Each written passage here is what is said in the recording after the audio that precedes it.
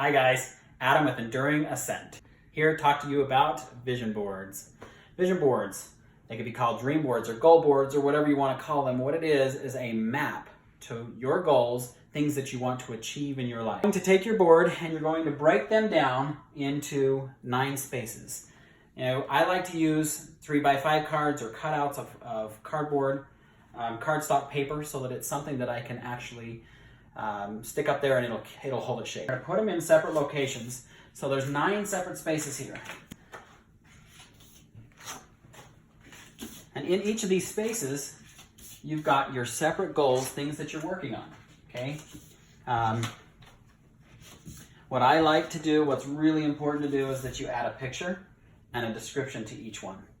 Now, each one of these spaces, they actually represent something in your mind.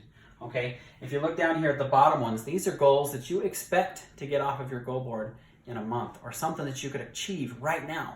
You could achieve it just today or this week. Something quick that you're going to be able to get off your board so that you can accomplish those. These other ones here, these are something you expect to come off your board in like 6 months. Okay, so a little bit further, and these are something that you're going to put on your board that's harder to achieve, that you think is going to take you just more time, more energy. You're going to have to build off some of these others to be able to achieve that.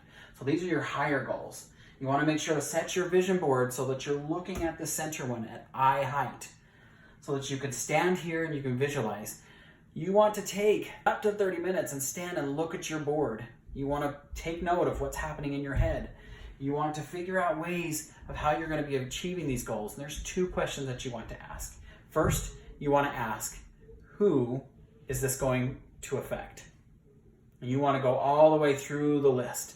And you want to say, why do I want to accomplish this goal?